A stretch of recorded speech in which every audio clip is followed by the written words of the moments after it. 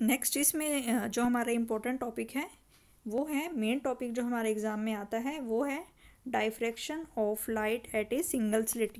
तो ये वाला क्वेश्चन जो हमारा ये 6 मार्क्स में बोर्ड एग्जाम्स में आता है, diffraction of light at a single slit.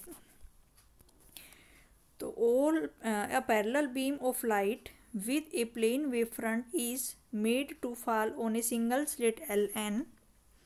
As width of the slit Ln A is of the order of the wavelength of light, therefore diffraction occurs when beam of light passes through the slit.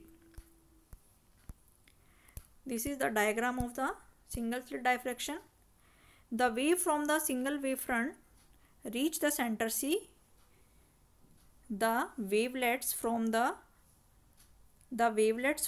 single wavefront reach the center C on the screen in the same phase and hence interfere constructively to give the central maxima. It means bright fringe.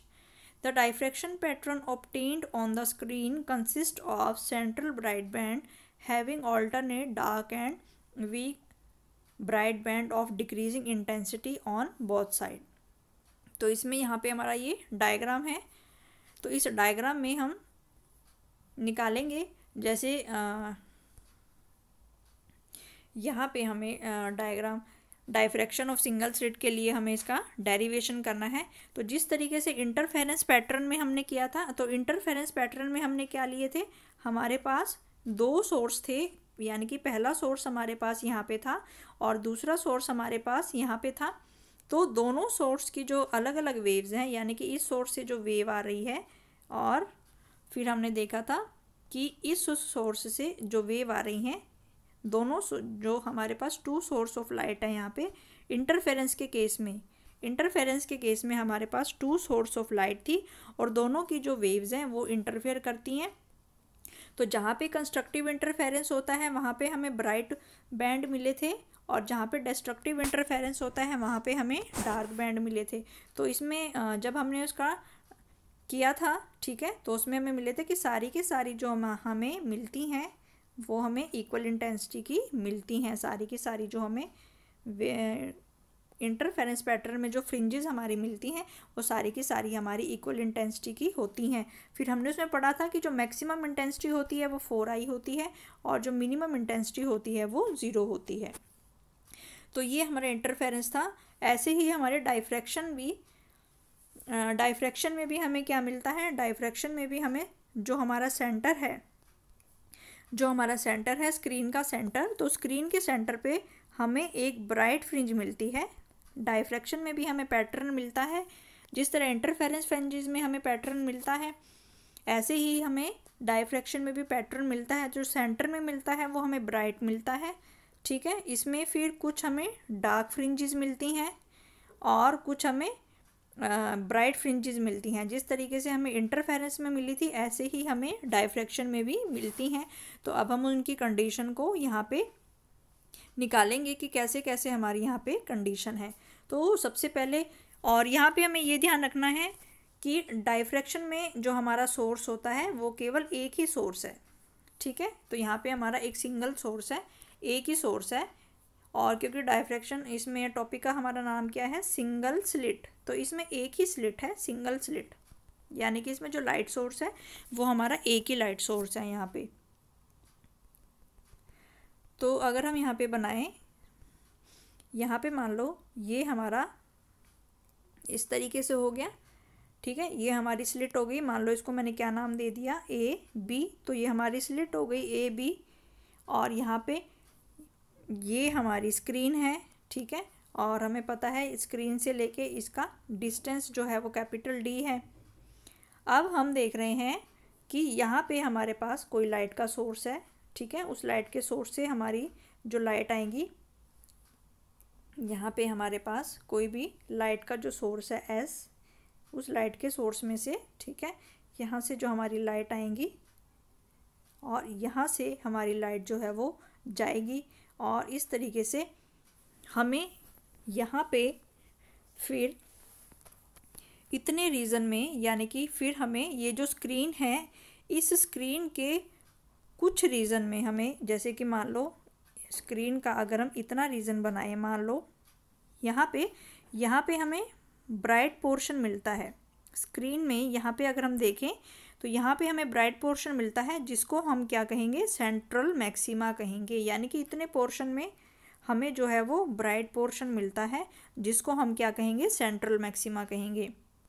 इसके बाद फिर हमें जहाँ पे bright fringe ख़त्म हो जाएगी तो इस पोर्शन में यहाँ पे फिर हमें डार्क फ्रिंज मिलती है, और डार्क फ्रिंज के बाद फिर हमें यहाँ पे ब्राइट फ्रिंज मिलती हैं, और यहाँ पे भी फिर हमें क्या मिलेगी, ब्राइट फ्रिंज मिलेगी। ठीक है, तो ये रीज़न है हमारे पास। तो इस तरीके से हम देखेंगे कि जैसे हमें इंटरफेरेंस पैटर्न में फ्रिंजेस मिली थी, ऐसे ही हमें डायफ्रैक्शन पैटर्न में भी फ्रिंजेस मिलती हैं। यानी कि सेंटर में जो हमें मिलेगी वो ब्राइट मिलेगी, और उसके बाद डार्क, उसके बाद ब्राइट, और ऐसे ही नीचे की साइड भी हमें मिलेंगी। तो अब हमें देखेंगे कि हमें सेंटर में जो है वो ब्राइट क्यों मिलेगा। तो हम यहाँ पे पहले डायग्राम अपना बना लेते हैं। तो अगर हम यहाँ पे डायग्राम बनाएं तो ये हमारा था, जो हमारी स्लिट है, स्लिट हमारी है यहाँ पे A B, और यहाँ पे जो हमारी स्क्रीन है C। अब हम मान लो ये जो हमारा है इसका सेंटर अगर हम मान लें यहाँ पे O, इसका सेंटर अगर हम O मान लें, और मान लो ये जो हमारा स्क्रीन का सेंटर है, ये स्क्रीन का सेंटर हमारा क्या हो गया, C। ये स्क्रीन का जो सेंटर है ये हमारा C हो गया। अब यहाँ पे हम देखेंगे कि जो A और B है, A और B हमारा यहाँ पे, ये A और B में से जो जितनी भी हमारी लाइट जा रही है वो सारी हमारी किस में से जा रही है, A B में से जा रही है। तो जितनी भी लाइट हमारी जा रही है वो हमारी A B में से जा रही है। तो मान लो यहाँ पे जैसे ही हमारी वेव है, तो ये वाला जो वेव फ्रंट है हमारा, ठीक है, तो इस वाले वेव फ्रंट में जैसे ही हमारा ये लाइट का वेव फ्रंट पहुँचा, क्योंकि यहाँ पे हमारा सिंगल सोर्स है, तो इस वाले वेव फ्रंट में जब हमने हाइजन प्रिंसिपल पढ़ा था तो हाइजन प्रिंसिपल ने क्या बोला था कि वेव फ्रंट के ऊपर बहुत सारे पॉइंट्स होते हैं। वेव फ्रंट के ऊपर बहुत सारे पॉइंट होते हैं, और हर पॉइंट जो है वो आपका सोर्स ऑफ सेकेंडरी डिस्टरबेंस होता है, जिसको हम सेकेंडरी वेवलेट्स कहते हैं। तो ये हाइजन प्रिंसिपल ने बताया था कि जैसे ही ये वाली लाइट हमारी यहाँ पे पहुँचती है, यानी कि ये वाला वेव फ्रंट हमारा यहाँ पे पहुँचता है, ठीक है, तो जैसे ये वाला वेव फ्रंट हमारा यहाँ पे पहुँचता है तो इसके पास जो है बहुत सारे इनफाइनाइट नंबर ऑफ, बहुत सारे इसके ऊपर जो है यहाँ पे बहुत सारे जो पॉइंट हैं वो हमारे यहाँ पे लाई करते हैं। यानी कि इसको हम क्या कहेंगे, वेव फ्रंट कहेंगे। ठीक है, तो इस वेव फ्रंट के ऊपर ये जो हमारे पर्पल कलर के ये जो मैंने दिखाए हैं, ये सारे आपके क्या हैं, ये आपके ऐसे सोर्स हैं जो कि वाइब्रेशन प्रोड्यूस कर रहे हैं या फिर वेव्स प्रोड्यूस कर रहे हैं। तो they are the source of secondary disturbance, जिनको हम सेकेंडरी वेवलेट्स भी कहते हैं। यानी कि ये वाला जो सोर्स होगा ये अपनी अलग वेव भेजेगा, ठीक है, दूसरा सोर्स जो है ये अपनी अलग वेव भेजेगा। इसी तरीके से हर सोर्स, हर पॉइंट जो है इस वेव फ्रंट के ऊपर जितने भी सारे पॉइंट्स हैं ये सारे अपनी अलग अलग वेव को सेंड करेंगे, और इनके इंटरफेरेंस की वजह से ही हमें स्क्रीन पे डार्क और ब्राइट फ्रिंज मिलेंगी।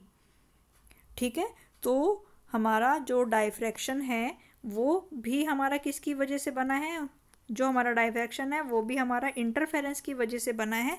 किसके, लेकिन यहाँ पे इंटरफेरेंस के लिए दो सोर्स नहीं है, बल्कि यहाँ पे किस किस के बीच में इंटरफेरेंस हो रहा है, यहाँ पे हमारा किस किस के बीच में जो है इंटरफेरेंस हो रहा है।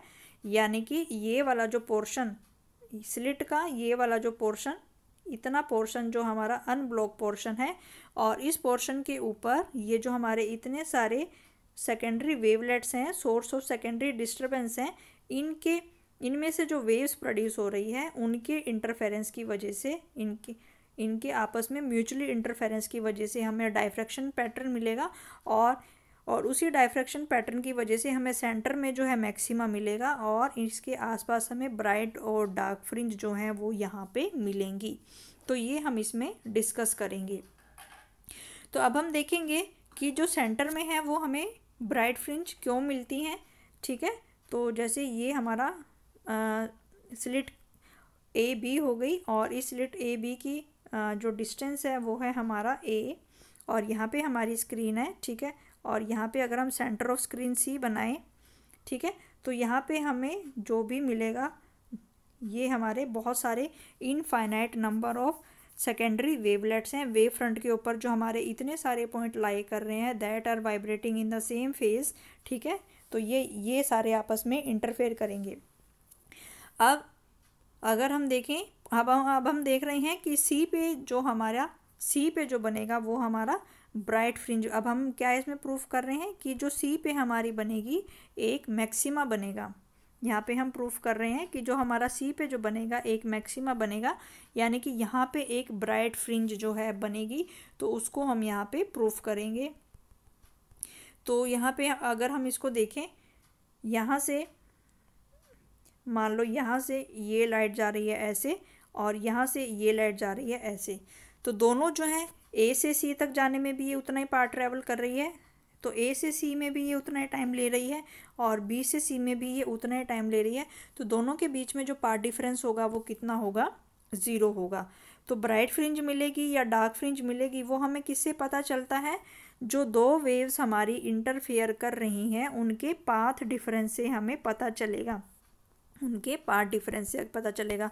अगर पार्ट डिफरेंस हम यहाँ पे देखेंगे तो हम यहाँ पे देख रहे हैं कि जो हमारा सेंटर पे जो स्क्रीन पे ये जो हमारा स्क्रीन का सेंटर है, तो यहाँ से पोर्शन ए से जो हमारी वेव आ रही है और ये वाले जो वेव आ रही है, इनके बीच का जो सेम पाथ वो ट्रैवल कर रही हैं, इसका मतलब इनके बीच में कोई भी फेज डिफरेंस नहीं है, कोई भी पाथ डिफरेंस नहीं है और कोई भी पार्ट डिफरेंस नहीं है। तो इसका मतलब ये कैसे इंटरफेयर करेंगी, they will do the constructive interference. तो कंस्ट्रक्टिव इंटरफेरेंस में फिर यहाँ पे क्या मिलेगा, हमें ब्राइट फ्रिंज मिलेगी, एक हमें ब्राइट पोर्शन मिलेगा, ठीक है। सिमिलरली अब हम देखें कि यहाँ पे अगर कोई दूसरा सोर्स भी है, तो मान लो यहाँ से ये सेकंड सोर्स इस पे जा रहा है और यहाँ से ये सेकंड सोर्स जा रहा है, तब भी दोनों जो है वो सेम डिस्टेंस ट्रैवल कर रहे हैं, तो उनके बीच का जो पार्ट डिफरेंस है वो 0 है और कंस्ट्रक्टिव इंटरफेरेंस करेंगे। सिमिलरली अगर मान लो ये वाला थर्ड वाला जा रहा है और ये यहाँ से जा रहा है, तो ये सारे के सारे हमारे यानी कि सेंटर में, कि जब भी हमारे इस अनब्लॉक वेव फ्रंट में से जितने भी हमारे पॉइंट्स हैं वो जब भी हमारे सेंटर पे जाएंगे तो उनके बीच में जो पाथ डिफरेंस है वो 0 है। इसका मतलब सेंटर पे सारे के सारे जो वेव फ्रंट हैं वो सारे आपके सेम टाइम पे पहुंचेंगे, सेम पाथ ट्रैवल करेंगे, और इसीलिए सेंटर में जो है वो हमारी ब्राइट फ्रिंज बनेगी, सेंट्रल में जो मैक्सिमा बनेगा, ठीक है। अब नेक्स्ट हमें देखना है यहाँ पे सेंट्रल में जो है वो मैक्सिमा बनेगा। अब हमें देखना है कि यहाँ पे मान लो आपकी, अब हमें देखना है यहाँ पे कि ये अगर हमारी ए है, ये बी है, ये हमारी स्क्रीन है, ये हमारा ओ है और this is the centre of the screen. अब हम क्या देखना चाहते हैं, अब हमने ये देख लिया कि जो सेंटर है, सेंटर पे तो जो है हमारा एक सेंट्रल ब्राइट फ्रिंज बनेगा, तो हमने देख लिया कि जो हमारा सेंटर में जो है वो ब्राइट फ्रिंज बनेगा। अब हम क्या देखना चाहते हैं, फिर हम देखना चाहते हैं कि पॉइंट पी, कि जो पॉइंट पी है उस पॉइंट पी पे क्या बनेगा, उस पॉइंट पी पे क्या बनेगा, ठीक है। तो फिर इस पॉइंट पी पे हमें पाथ डिफरेंस निकालना पड़ेगा कि इस पॉइंट पी पे जो भी हमारी वेव्स जा रही हैं उनके बीच का जो पाथ डिफरेंस है वो हमारा कितना है। तो अगर हम इसको यहाँ पे ये वाला एंग बनाएं और इन दोनों के बीच का एंगल अगर हमारे पास यहाँ पे थीटा है, यहाँ पे ये हमारा स्क्रीन है, ठीक है, यहाँ से लेके यहाँ तक की जो हमारी स्लिट की विड्थ है, A is the width of the slit, ठीक है, और ये हमारा सेंटर है स्लिट विड्थ का, ठीक है। तो यहाँ से ये पोर्शन हम इस पे मिलाएं और ये अगर स्क्रीन को मिलाएं तो दोनों के बीच का जो एंगल है वो हमारा थीटा है। अब हमें क्या करना है, अब हमें फाइंड आउट करना है कि पॉइंट पी पे जो है वो हमारी डार्क फ्रिंज बनेगी या पॉइंट पी पे हमारी ब्राइट फ्रिंज बनेगी। तो हम अगर मान लें कि ये वाला जो पॉइंट है ये सेंटर ऑफ स्क्रीन से कितनी दूरी पे है, ये सेंटर ऑफ स्क्रीन से वाई डिस्टेंस की दूरी पे है। तो अब फिर हमें क्या करना पड़ेगा, जैसे हमने इंटरफेरेंस पैटर्न में निकाला था पार्ट डिफरेंस, तो यहाँ पे भी हमें पार्ट डिफरेंस निकालना पड़ेगा। तो यहाँ पे भी जो पार्ट डिफरेंस होगा, तो अगर हम देखें यहाँ से जो वेव जा रही है, ए वाले पोर्शन से जो वेव जा रही है वो कितना डिस्टेंस ट्रैवल कर रही है, ए पी, और ये जो बी वाली वेव है ये कितना डिस्टेंस ट्रैवल कर रही है, bp। इसका मतलब इनके बीच में कोई ना कोई पाथ डिफरेंस है, यानी कि यहाँ पे अगर हमें फिगर से दिख रहा है कि AP जो है वो छोटा डिस्टेंस है और BP जो है वो हमारा बड़ा डिस्टेंस है, तो फिर हमें क्या करना पड़ेगा, यहाँ पे पाथ डिफरेंस की वैल्यू निकालनी पड़ेगी। तो अगर मैं यहाँ से एक परपेंडिकुलर ड्रॉ करूँ, ठीक है, और ये परपेंडिकुलर हमारा हो गया, और अगर मैं इसको AN लिखूँ और यहाँ पे इस ट्रायंगल को अगर हम कंप्लीट कर लें तो यहाँ से लेके यहाँ तक का जो डिस्टेंस है वो हमारा A है, तो ये एंगल भी जो होगा, ये एंगल भी जो होगा वो हमारा थीटा एंगल होगा। तो यहाँ पे हम देख रहे हैं कि पहली वेव जो थी वो हमारी पहली वेव जो है वो हमारी ऐसे है। तो इसमें हमने देखा कि पहली वेव जो है वो हमारी इस तरीके से जा रही है, ठीक है। तो पहली वेव जो है हमारी ये AP, पहली वाली जो वेव है ये हमारी AP है, और दूसरे वाली जो वेव है ये हमारी इस तरीके से है BP। फिर हम देखते हैं कि अगर हम यहाँ से परपेंडिकुलर ड्रॉ करें, मान ली ये क्या हो गया, इसको हमने AN ले लिया, तो AN के बाद से ये वाला पाथ और ये वाला पाथ तो सेम हो जाएगा, तो एक्स्ट्रा पाथ कौन सा बचा, एक्स्ट्रा पाथ हमारे पास बचा BN। तो दोनों वेव्स के बीच का जो पाथ डिफरेंस होगा वो क्या है, BN जो है वो पाथ डिफरेंस होगा, ठीक है। तो इसमें हमने बताया कि पॉइंट P पे अगर आपकी, ठीक है, तो यहाँ पे हमने देखा कि पॉइंट P पे दो वेव आ रही हैं, ठीक है, एक वेव आ रही है A से और एक वेव आ रही है आपकी B से, ठीक है। तो A से पॉइंट P पे जो जा रही है इतना डिस्टेंस ट्रैवल कर रही है और B से जो आ रही है वो इतना डिस्टेंस ट्रैवल कर रही है। तो अगर हम यहाँ से एक परपेंडिकुलर को ड्रॉ कर दें तो यानी कि इतने के बाद ये दोनों डिस्टेंस तो हमारे बराबर हो जाएंगे, तो एक्स्ट्रा डिस्टेंस हमारा, एक्स्ट्रा पाथ हमारा कौन सा बचा, एक्स्ट्रा पाथ हमारा बचा ये वाला BN वाला, एक्स्ट्रा पाथ जो हमारा बचा BN वाला। तो यहाँ पे जो हमारा पाथ डिफरेंस आएगा वो कितना आएगा, BN will be path difference. तो यहाँ पे BN जो होगा वो हमारा पाथ डिफरेंस होगा। तो अब हमें यहाँ पे क्या करना है, अब हमें यहाँ पे BN की वैल्यू जो है वो फाइंड आउट करनी है, ठीक है। तो अब हमें यहाँ पे इस वाले ट्रायंगल में जो है BN की वैल्यू जो है हम वहाँ यहाँ पे फाइंड आउट करेंगे। तो BN की वैल्यू फाइंड आउट करने के लिए फिर हम इस ट्रायंगल का यूज़ करेंगे यहाँ पे। तो यहाँ पे जो हमने ये वाली ट्रायंगल बनाई है इस वाले ट्रायंगल को हम यूज़ करेंगे। तो ये जो एंगल हमारा था ये एंगल भी हमारा थीटा है, तो ये एंगल जो है ये एंगल हमारा थीटा है। तो ये वाले ट्रायंगल अगर हम यहाँ पे बना लें ऐसे, ठीक है, तो दिस इज़ द BNA, और हमें पता है AB की जो वैल्यू है वो किसके बराबर है, स्लिट विड्थ यानी कि A के बराबर है, ये एंगल थीटा है और दिस इज़ द परपेंडिकुलर। तो यहाँ से BN अपॉन AB जो होगा वो किसके बराबर होगा, साइन थीटा के बराबर, ठीक है। तो हम यहाँ से लिख सकते हैं, हम यहाँ पे लिख सकते हैं कि BN अपॉन AB, इस वाले ट्रायंगल से हम लिख सकते हैं कि BN अपॉन AB जो होगा वो किसके बराबर होगा, that is equal to sine theta, और BN जो होगा वो किसके बराबर होगा, BN is equal to AB sine theta. तो AB हमारे पास कितना है A, तो A साइन थीटा जो होगा ये हमारे पास BN की जो वैल्यू हमने निकाली, ये हमने क्या निकाली, BN की जो वैल्यू हमने निकाली, जो हमारा पाथ डिफरेंस था वो हमारा कितना है, A साइन थीटा। तो जो A साइन थीटा है वो हमारा पाथ डिफरेंस है। हम क्या निकालना चाह रहे हैं, हम ये निकालना चाह रहे हैं कि हमें ये तो पता चल गया कि भाई सेंटर पे जो है वो हमारा ब्राइट फ्रिंज बनेगी, और हम पॉइंट P पे निकालना चाहते हैं कि पॉइंट P पे जो है वो आपकी ब्राइट फ्रिंज बनेगी या डार्क फ्रिंज बनेगी। तो उसके लिए फिर हमें पाथ डिफरेंस निकालना था, यानी कि पॉइंट P पे जो हमारी दो वेव्स जा रही हैं, पॉइंट P पे ये जो हमारी दो वेव्स जा रही हैं, यानी कि A से जो जा रही है AP और B से जो जा रही है हमारी BP, तो हमने देखा कि उनके बीच में जो पाथ डिफरेंस है वो किसके बराबर है, BN के बराबर है। और अभी हमने निकाला कि BN की वैल्यू किसके बराबर आ रही है, A साइन थीटा। तो यानी कि दोनों वेव्स के बीच में जो हमारा पाथ डिफरेंस होगा वो किसके बराबर होगा, A साइन थीटा के। ठीक है। तो दोनों वेव्स के बीच में जो हमारा पाथ डिफरेंस है वो किसके बराबर होगा, ए साइन थीटा। तो this is the path difference between the two waves A sine theta. तो अब हमें पॉइंट पी पे निकालना है। तो अगर हम देखें तो हमने देखा कि सेंटर में तो जो है हमारी सेंटर में जो है हमारी वो ब्राइट फ्रिंज बन रही है। तो जैसे ही हमारी ब्राइट फ्रिंज ख़त्म होगी वैसे ही यहाँ पे हमारी क्या बनेगी, यहाँ पे हमारी क्या बननी चाहिए, हमारी यहाँ पे डार्क फ्रिंज बननी चाहिए, क्योंकि हमें पता है कि सेंटर में पॉइंट सी पे सारी की सारी जो वेव्स हैं वो सेम पाथ को फॉलो कर रही हैं, यानी कि उनके बीच में कोई भी पाथ डिफरेंस नहीं है, सेम पाथ को फॉलो कर रही हैं। इसीलिए सेंटर पे जो सारी की सारी वेव हैं वो कंस्ट्रक्टिव इंटरफेरेंस करती हैं और वहाँ पे ब्राइट फ्रिंज बनती है। लेकिन जैसे ही हमारी ये ख़त्म होती है जो हमारी ये फर्स्ट ब्राइट फ्रिंज ख़त्म होती है तो उसके बाद ये जो है ये हमारी डार्क फ्रिंज जो है यहाँ पे बनेगी। फिर इन डार्क फ्रिंज के लिए हमें देखना है कि डार्क फ्रिंज के लिए हमारी क्या कंडीशन है। तो पाथ डिफरेंस हमारा कितना आया है, पाथ डिफरेंस हमारे पास आया है ए साइन थीटा और is equal to path difference जो हमारे पास आया है ए साइन थीटा।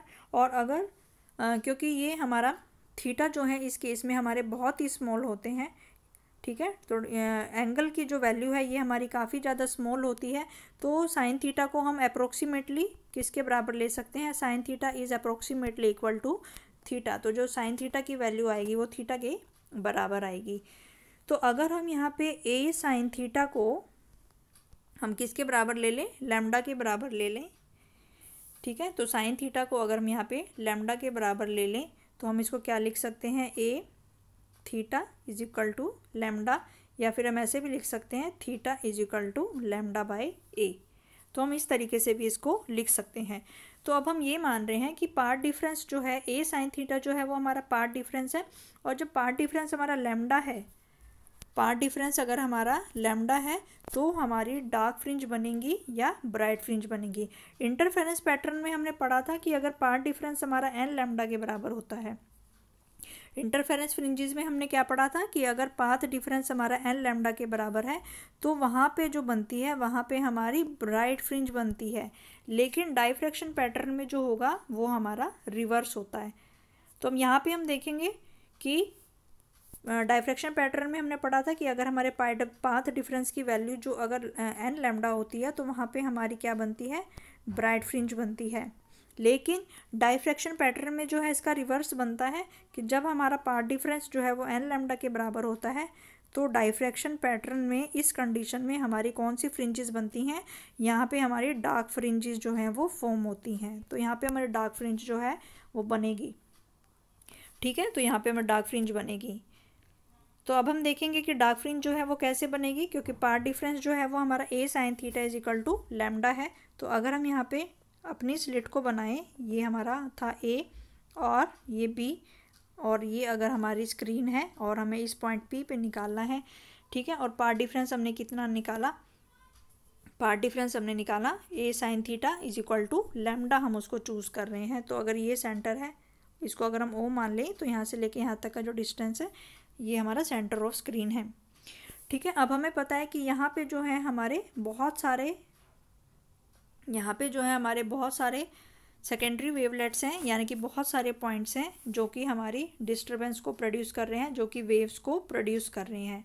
तो इस जो हमारी स्लिट है इसको हमने दो पार्ट्स में डिवाइड कर लिया, ठीक है। इस स्लिट को हमने दो पार्ट्स में डिवाइड कर लिया, इसको हमने दो पार्ट्स में जो है वो डिवाइड कर लिया। तो मान लो यहाँ 1 से हमने, मान लो हमारे पास कितने पॉइंट हमने एज्यूम कर लिए, हमने एज्यूम कर लिया कि हमारे 1 से 100 तक के हमने जो है इसमें 100 जो पार्टिकल्स हैं हमने सपोज कर लिया कि ये जो पॉइंट्स हैं, वैसे तो हमारे पास इनफाइनाइट पॉइंट्स होते हैं यहाँ पे, लेकिन हमने क्या सपोज कर लिया कि यहाँ पे हमारे पास 100 पॉइंट्स हैं, 100। तो यहाँ से 1 से स्टार्ट करके यहाँ पे अगर हम 99 लिख दें तो हमारे पास टोटल जो है वो टोटल हमारे पास यहाँ पे 100 हो गए, ठीक है। तो अब हमें पॉइंट पी पे देखना है, ठीक है। तो हम यहाँ पे देखेंगे कि अगर हम इस स्लिट को हमने दो पार्ट्स में डिवाइड कर लिया है तो हमने देखा कि जो पहला पार्टिकल है और जो 100 पार्टिकल है उसके बीच में जो फेज डिफरेंस है वो लैम्डा है। ये हमने कंडीशन अभी क्या लिखी है, हमने कंडीशन अभी ये लिखी है कि जो ए साइन थीटा है उसको हमने किसके बराबर लिया है, लैम्डा के। यानी कि ए साइन थीटा क्या है हमारा, पाथ डिफरेंस, यानी कि पाथ डिफरेंस को हमने किसके बराबर लिया है, लैम्डा के बराबर लिया है। यानी कि जो पाथ डिफरेंस है वो हमारा लैम्डा के बराबर है।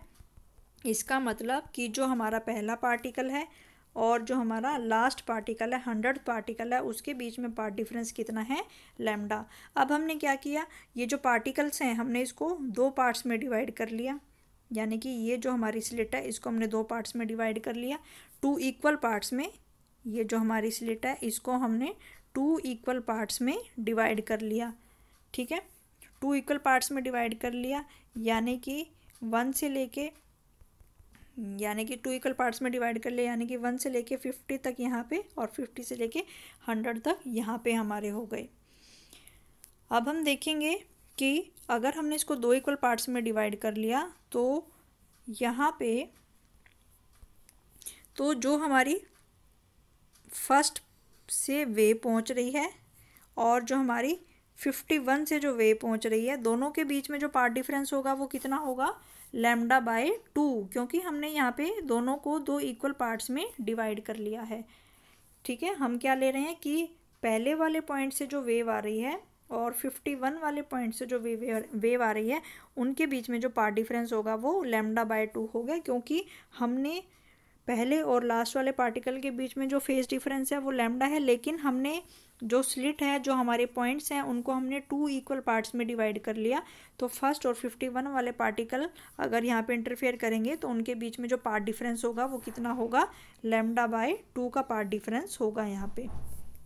ऐसे ही अगर हम सेकंड वाले का और 52 वाले का देखें तो ये जो है ये हमारा सेकंड वाला है और ये हमारा 52 वाला है। तो ये भी जब यहाँ पे जाके इंटरफेयर करेंगे तो इनके बीच में भी जो पार्ट डिफरेंस है वो कितना होगा, लैम्डा बाय 2।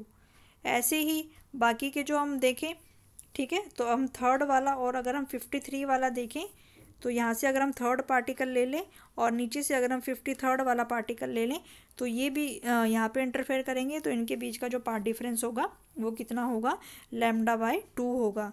इसी तरीके से अगर हम यहाँ पे फोर्थ वाली और 55 वाली देखें यहाँ पे, तो ऊपर वाले से फोर्थ वाली और नीचे वाले से 54 वाली, तो उनके बीच का पार्ट डिफरेंस भी क्या होगा, लैम्डा बाय 2।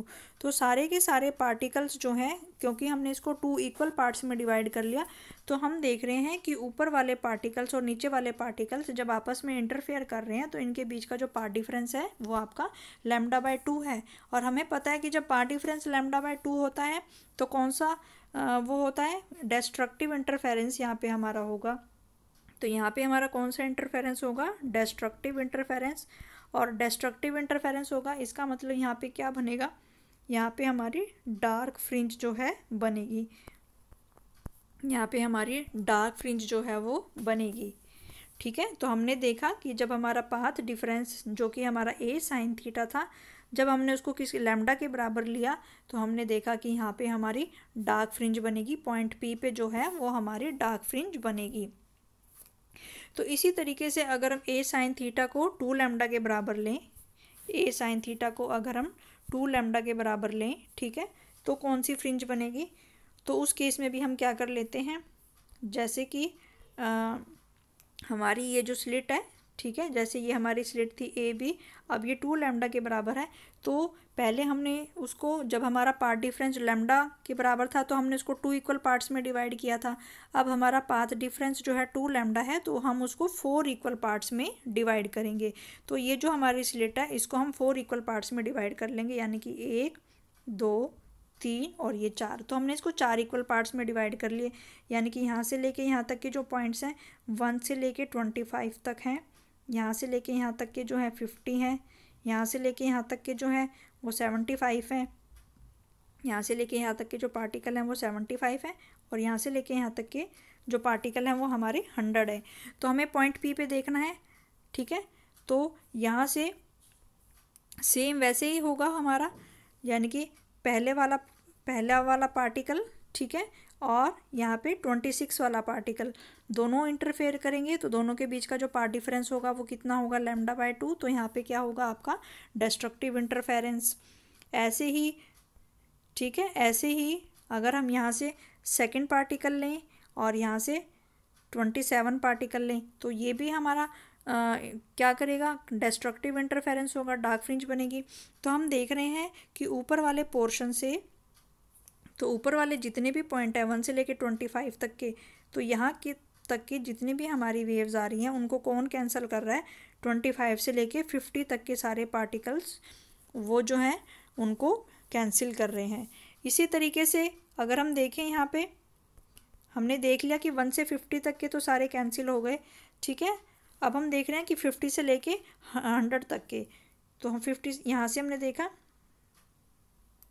ठीक है। तो यहाँ तक हमारे 1 से लेके 50 तक के थे, तो हमने देखा कि 1 से लेके 25 तक के जो सारे पार्टिकल हैं, ठीक है, वो सारे ऊपर वाले पोर्शन के, और 26 से लेके 50 तक के ये सारे अपोजिट फिलिंग के बीच का जो फेज डिफरेंस है वो λ/2 है, ये आपस में एक दूसरे को कैंसिल कर देंगे, ठीक है। तो अब हमें देखना है, ऐसे ही हम देखेंगे कि जो आपके 51 वाले होंगे, ठीक है, और इसी तरीके से जो 75 वाले होंगे, तो ये जो 51 वाला है ये किसको कैंसिल कर देगा, ये 76 वाले को कैंसिल कर देगा, 52 वाला इससे नेक्स्ट वाले को कर देगा। तो हम ये देख रहे हैं कि पोर्शन को हमने 4 इक्वल पार्ट्स में डिवाइड कर दिया कि जब हमारा पाथ डिफरेंस जो है वो 2 लैम्डा के बराबर है तब भी हमें यहाँ पे क्या मिलेगा, यहाँ पे हमें डार्क फ्रिंज जो है मिलेगी। तो इस कंडीशन को हम जनरलाइज करके लिख सकते हैं कि जब हमारा a sin थीटा जो है वो n लैम्डा के बराबर होगा तो उस केस में हमें यहाँ पे क्या मिलेगा, हमें जो है वो डार्क फ्रिंज जो है वो यहाँ पे मिलेगी। अब हमें मैक्सिमा के लिए कंडीशन देखनी, ब्राइट फ्रिंज के लिए देखनी है। तो ये हमने देख लिया कि पहला जो हमारा डार्क फ्रिंज है a sin theta is equal to, जब पार्ट डिफरेंस हमारा लैम्डा के बराबर था, इसको हम ऐसे भी लिख सकते हैं a theta is equal to lambda या theta is equal to λ/a। तो यानी कि λ/a पे हमारी पहली डार्क फ्रिंज जो है वो बनेगी। तो अगर ये हमारी स्क्रीन है और ये सेंटर में मैक्सिमा बना, तो यहाँ पे भी हमारा λ/a है और यहाँ पे भी हमारा λ/a है। तो λ/a पे हमारी पहली डार्क फ्रिंज बनेगी, यानी कि यहाँ पे पहली डार्क फ्रिंज हमारी बनेगी और ये सारा सेंटर का मैक्सिमा है हमारा। तो फिर जो हमारी ब्राइट फ्रिंज बनेगी वो हमारी किसके बनेगी, इनके बाद बनेगी। तो यहाँ डार्क फ्रिंज के बाद ही यहाँ पे हमारी क्या बनेगी, एक ब्राइट फ्रिंज बनेगी, ठीक है। तो हमने देखा कि जो अगर हम यहाँ पे देखें कि जो पहली डार्क फ्रिंज बन रही है वो हमारी कहाँ पे बन रही है, λ/a पे। फिर हमने देखा जो दूसरी डार्क फ्रिंज बन रही है वो हमारी कहाँ पे बन रही है, 2 λ/a पे। तो यानी ये भी हमारे डार्क फ्रिंज है और ये भी हमारी डार्क फ्रिंज है। तो जो ब्राइट है वो इनके बीच में बनेगी, तो ये जो ब्राइट फ्रिंज है वो हमारी इनके बीच में बनेगी। तो 1 और 2 का हाफ कितना होता है, 1.5। तो इसको हम क्या लिख सकते हैं, 3/2 भी लिख सकते हैं। तो हमारी जो ब्राइट फ्रिंज है वो कहाँ पे आनी चाहिए, 3/2 λ/a। तो यानी कि इनके बीच में ही हमारी कहीं पे ब्राइट फ्रिंज जो है वो आनी चाहिए। तो अब हम देख रहे हैं कि अगर हमारा जो पार्ट डिफरेंस है a sin थीटा, उसको हम यहाँ पे क्या ले लें, 3 λ/2 अगर हम ले लें, 3 λ/2 अगर हम ले लें तो हमारी क्या होगा। तो यहाँ पे जो हमारी स्लिट है, ठीक है, तो यहाँ पे जो हमारी स्लिट है उसको हम 3 इक्वल पार्ट्स में डिवाइड कर लेंगे। तो ये हमारी स्लिट थी a b और यहाँ से लेके यहाँ तक का जो है a है। अब हमने इसको क्या किया कि जितने भी हमारे पॉइंट्स हैं उसको हमने 3 इक्वल पार्ट्स में डिवाइड कर लिया। तो ये पहला पार्ट है और ये दूसरा पार्ट है, 3 इक्वल पार्ट्स में डिवाइड कर लिया। क्योंकि पार्ट डिफरेंस अब हमारा कितना है, पार्ट डिफरेंस अब हमारा है λ/2, यानी कि यहाँ के जो पार्टिकल हैं, यहाँ पे के जो पार्टिकल है उनके बीच का भी पार्ट डिफरेंस λ/2 है, ये वाले जो पार्टिकल हैं इनके बीच का भी पार्ट डिफरेंस λ/2 है, और ये वाले जो पार्टिकल्स हैं इनके बीच का पार्ट डिफरेंस भी λ/2 है। तो हमने देखा कि इनके बीच में कि ये वाली जो वेव हमारी इंटरफेयर करेंगी, कि ये वाली जो वेव हमारी ऊपर वाले पहले वाले पोर्शन में से और फर्स्ट वाला पोर्शन ये जो हमारा है यहाँ से जो भी वेव आएंगी, और ये जो सेकंड वाला पोर्शन है यहाँ से जितनी भी सारी वेव्स आएंगी, जितने भी सारे पॉइंट्स हैं, सबके बीच में जो फेज डिफरेंस है वो कितना है, λ/2। तो इनके बीच में क्या होगा, डिस्ट्रक्टिव इंटरफेरेंस होगा। तो ये सारे क्या कर देंगे, एक दूसरे को कैंसिल कर देंगे, ठीक है। तो पहले क्योंकि हमने स्लिट को 3 इक्वल पार्ट्स में डिवाइड कर लिया, λ/2, λ/2 और λ/2, तो ऊपर वाले इस वाले फर्स्ट वाले पोर्शन में से जो हमारी वेव का फर्स्ट पोर्शन है उसमें से जितनी भी वेव्स आएंगी, और जो नीचे सेकंड वाले फर्स्ट वाले पार्ट में से जितनी भी वेव आएंगी और सेकंड वाले पार्ट में से जितनी भी वेव आएंगी, उन सब के बीच में जो पार्ट डिफरेंस होगा वो कितना होगा, λ/2। और हमें पता है कि अगर पार्ट डिफरेंस λ/2 होता है तो डिस्ट्रक्टिव इंटरफेरेंस होता है, और यहाँ पे डार्क फ्रिंज डिस्ट्रक्टिव इंटरफेरेंस होगा, तो इसका मतलब यहाँ पे डार्क फ्रिंज जो है वो होनी चाहिए। लेकिन यहाँ पे हम देख रहे हैं कि पहला और दूसरा जो पार्ट है ये तो एक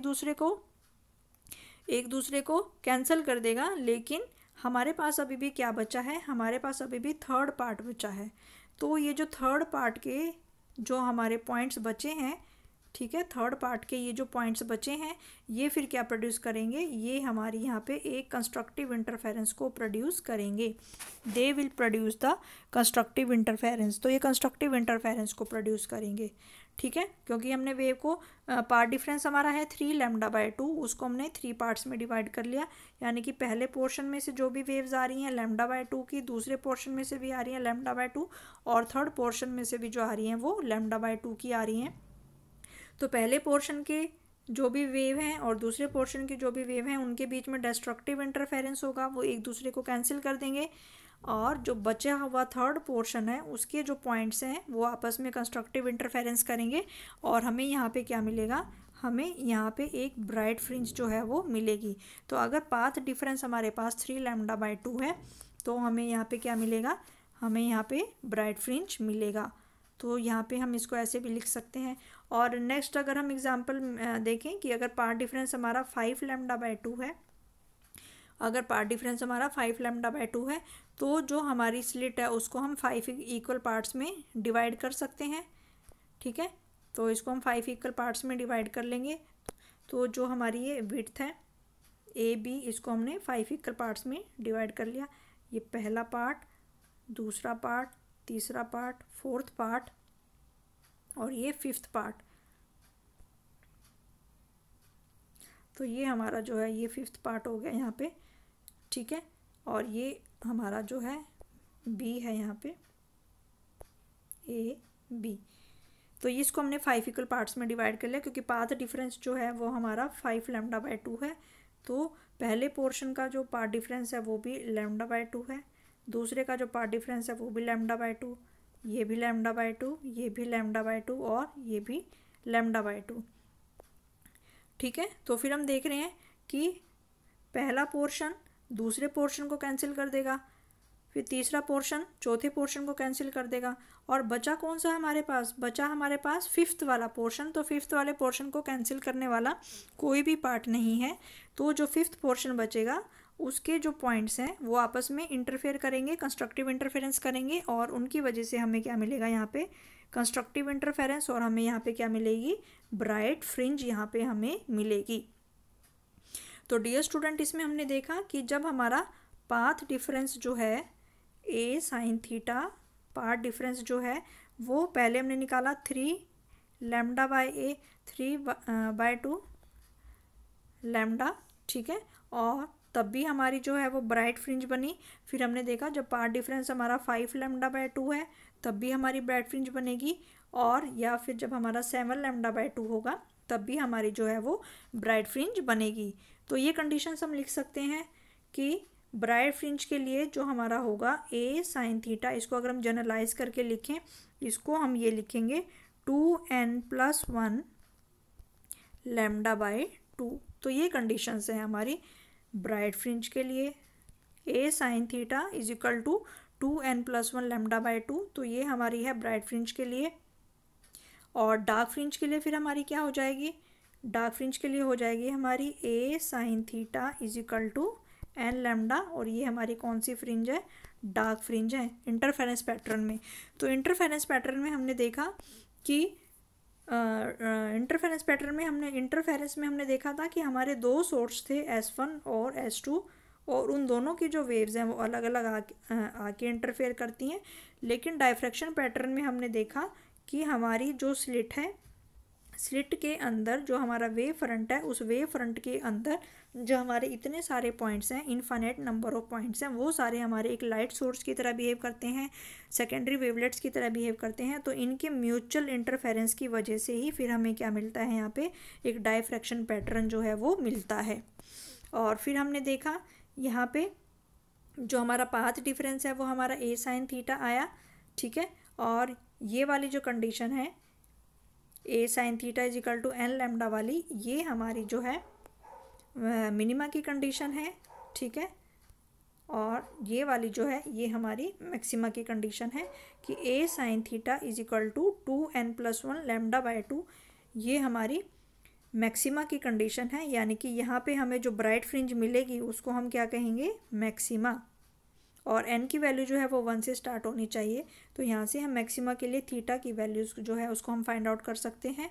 और मिनिमा के लिए जो हमारी यहाँ पे कंडीशन है वो ये है कि a sine theta is equal to n lambda, ठीक है। तो ये हमारी मिनिमा की, इसको हम कहते हैं मिनिमा। तो जहाँ पे हमारा डार्क फ्रिंज बनेगा उसको हम मिनिमा कहेंगे, और जहाँ पे हमारा ब्राइट फ्रिंज बनेगा उसको हम मैक्सिमा कहेंगे। तो कंडीशंस हमें मिल गई यहाँ पे, तो कंडीशंस हमें मिल गई, तो यहाँ पे हम दिखा सकते हैं। तो ये वाला जो ग्राफ है, ये ग्राफ हमें यहाँ पे मिलेगा। तो ये ग्राफ हमें करना है यहाँ पे। तो हमने देखा कि यहाँ पे अगर हम बनाए, ठीक है, तो ये हमारा सेंटर था, और हमें पता है कि सेंटर में जो हमें मिलता है, हमें सेंटर में सेंट्रल मैक्सिमा मिलता है, जिसकी इंटेंसिटी जो होती है वो सबसे ज़्यादा होती है। तो स्क्रीन के सेंटर में, क्योंकि सारे के सारे जो है वो उनके बीच में कोई पार्ट डिफरेंस नहीं है, तो वहाँ पे जो होगा आपका सेंट्रल मैक्सिमा होगा।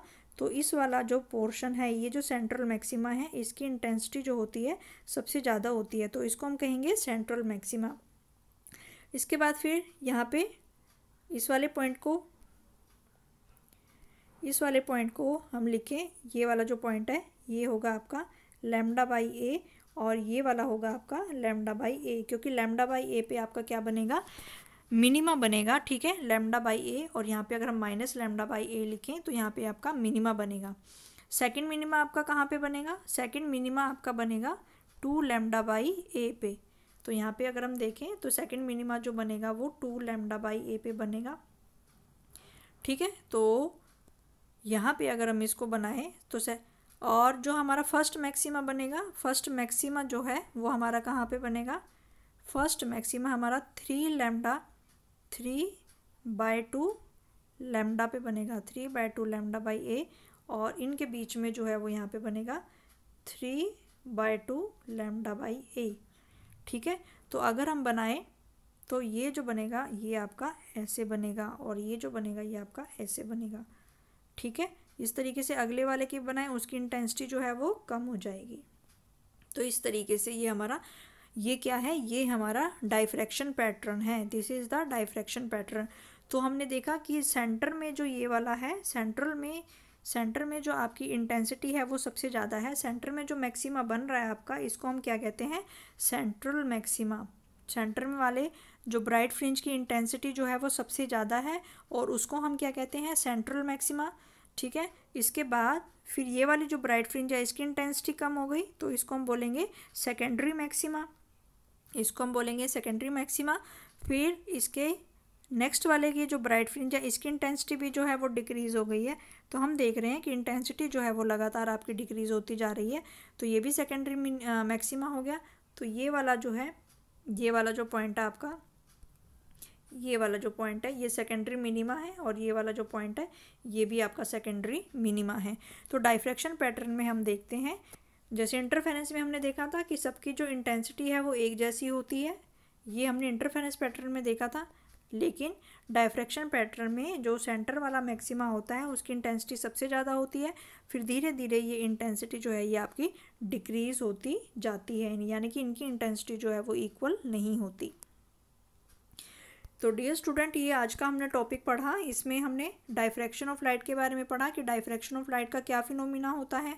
उसके बाद फिर हमने डिस्कस किया diffraction of light at a single slit. Single slit के लिए हमने डायफ्रैक्शन पैटर्न के लिए हमने पार्ट डिफरेंस की वैल्यू निकाली जो कि ए साइन थीटा आती है। फिर हमने देखा कि अगर पाथ डिफरेंस लैम्डा के बराबर होता है तो उसमें हमारे ब्राइट फ्रिंज बनती है जिसको हम सेकेंडरी मिनिमा कहते हैं। और अगर हमारे पास पाथ डिफरेंस 2n+1 λ/2 होता है तो हमारे पास मैक्सिमा बनते हैं जिसको हम सेकेंडरी मैक्सिमा कहते हैं। और इस तरीके का जो ग्राफ है वो हमें यहाँ पे मिलता है, यानी कि सेंटर की जो इंटेंसिटी है वो सबसे ज़्यादा है और धीरे धीरे आपकी इंटेंसिटी जो है वो डिक्रीज़ होती जाती है। इसमें फिर हम यहाँ पे ये देख सकते हैं कि this is the diffraction pattern इस तरीके से, ठीक है। तो ये हमारी एक स्लिट है, ठीक है। तो ये हमारी स्लिट है।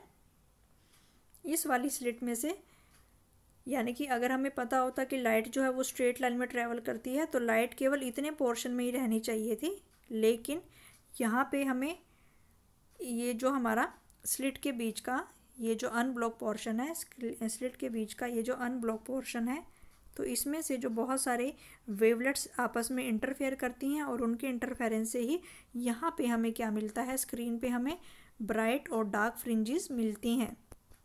ये जो स्क्रीन है, स्क्रीन पे हमें ब्राइट और डार्क फ्रिंजेस जो हैं वो यहाँ पे मिलती हैं। तो जो ब्राइट वाले फ्रिंज की जो इंटेंसिटी है वो सबसे ज़्यादा है, यानी कि यहाँ पे इसको ब्लू कलर से दिखाया गया है। तो ये जो ब्राइट फ्रिंज है जिसको हम सेंट्रल मैक्सिमा भी कहते हैं। उसके बाद ये जो रेड कलर से दिखाया गया है ये आपका सेकेंडरी मिनिमा है, फिर ये सेकेंडरी मैक्सिमा है, फिर ये सेकेंडरी मिनिमा है, फिर ये सेकेंडरी मैक्सिमा है, फिर ये आपका सेकेंडरी मिनिमा है। तो इस तरीके से यहाँ पे ग्राफ भी दिखाया गया है आपको कि सेंटर में जो इंटेंसिटी है वो आपकी सबसे ज़्यादा है, लेकिन धीरे धीरे ये इंटेंसिटी आपकी डिक्रीज़ हो जा रही है।